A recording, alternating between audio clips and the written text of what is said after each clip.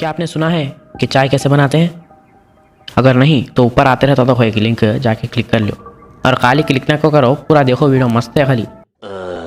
तो आज अपन बात करने वाले हैं पैराडॉक्सेस के बारे में। जैसा आपको थंबनेल से मालूम हो गया होगा, सुनने में पुराना टॉपिक दिख रहा होगा, लेकिन तुम खाली देखो, खाली अंगार चीख मार बोलना। और आपके लिए सरप्राइज भी है जो मैं अब नहीं बोलता हूँ, लास्ट में भी नहीं बोलता हूँ, बीच में कभी वीडियो में बोलता हूँ। तो तुम ना पूरी वीडियो देखना। तो चलिए शुरू करते हैं।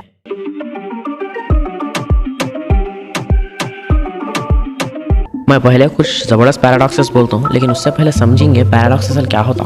तो पैराडॉक्स ऐसा एक स्टेटमेंट रहता जो कि कॉन्ट्राडिक्टरी रहता, यानी एक स्टेटमेंट उसका ऐसा रहता कि दूसरे स्टेटमेंट को अपोज करता, लेकिन वो अपने को सही दिखता या फिर एटलीस्ट लॉजिकल रहता। बहुत सारे पैराडॉक्सेस है भाई जो कि ज़बरदस्त है, किराक मस्त अंगार चीखमार है।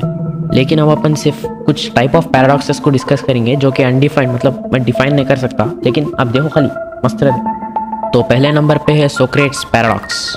और सोक्रेट्स बोलते कौन की समझ रहे, शायद उन्होंने ग्रीक फिलोसोफर थे। तो इनका कहना ये था कि सुनो, गौर से सुनो, पहले इंग्लिश में बोलता हूँ, उसके बाद हिंदी को आएंगे। तो उन्होंने ये बोले कि I know one thing that I know nothing.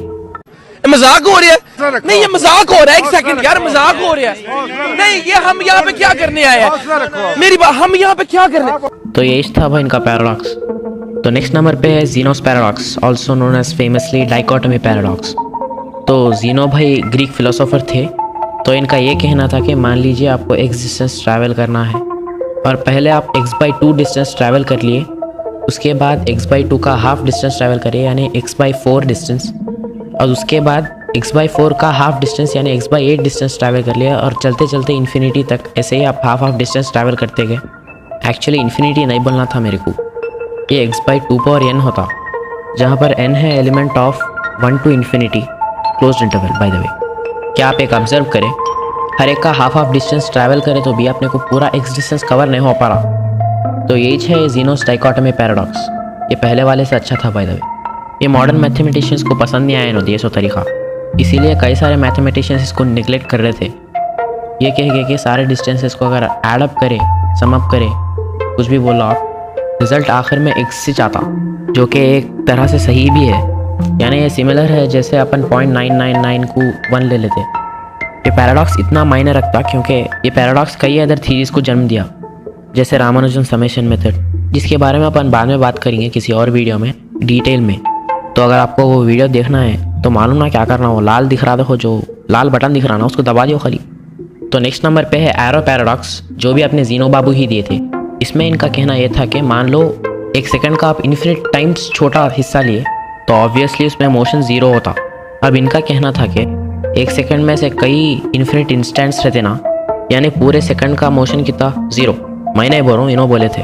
तो अब आप सर्टेन अमाउंट ऑफ टाइम ले लो, जैसे कि 1 घंटा, और 1 घंटे में 3600 सेकेंड्स रहते, और अगर हर सेकंड में मोशन 0 हो रहा तो पूरे 1 घंटे में मोशन 0 होता ना। तो इस हिसाब से मोशन इज़ इम्पॉसिबल, मेरा नहीं इनका कहना था। इस पैराडॉक्स के हिंट्स से क्वांटम मैकेनिक्स के कई थ्योरीज सामने आए, इसीलिए ये पैराडॉक्स बहुत मायने रखता है। और मैं ऐसे ही कहीं से उठा के नहीं बोल रहा हूँ। केविन ब्राउन बोल के एक बहुत बड़े साइंटिस्ट थे, उन्होंने भी अपने बुक रिफ्लेक्शंस ऑन रिलेटिविटी में इसका एक्सप्लेनेशन दिया है। सो अगले नंबर पर है पैराडॉक्स ऑफ थीसिस। तो इस पैराडॉक्स का कहना है कि अगर हम एक पुरानी शिप को डिसमेंटल करके सेम आइडेंटिकल पार्ट्स अगर नए लगा दिए तो क्या वो शिप नई रहेगी या पुरानी? कमेंट्स में बोलो। तो नेक्स्ट एंड फाइनल पैराडॉक्स, ये मेरा फेवरेट है, रसल्स पैराडॉक्स। मैं इसको नंबरिंग नहीं दिया बिकॉज ये पैराडॉक्स कम और ऑक्सीमोरॉन ज़्यादा है। तो किस्सा कुछ ऐसा है कि बर्टन रसल एक क्लास में पढ़ा रहे थे, उन्होंने लेक्चरर थे या फिर प्रोफेसर, जो भी बोलो आप। तो उन्होंने एक बार ये बोले कि given A contradictory starting point one could deduce anything, मतलब आपको एक स्टेटमेंट दे दिए तो उसको कैसा भी बदल सकते। अगेन ये इनका कहना था, मेरा नहीं। ये बोले बाद एक स्टूडेंट खड़ा हो गया, क्वेश्चन पूछा, ये पूछा कि अगर ऐसा है तो मैं तुम्हारे को बोल रहा हूँ 1 = 0 है, तो प्रूव करो तुम पोप है। तोप नहीं भाई, pope, head of Roman Catholic church को पोप बोलते।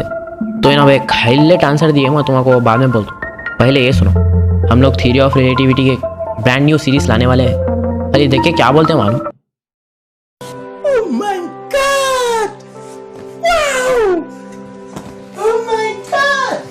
सही भाई, दिल से बोल रहा हूँ, बहुत ज़बरदस्त होने वाली है। तो अब उल्टा लटक के नहीं बोलता हूँ, सीधा बोल रहा हूँ, सब्सक्राइब कर लो और ये वीडियो ज़्यादा से ज़्यादा शेयर करो।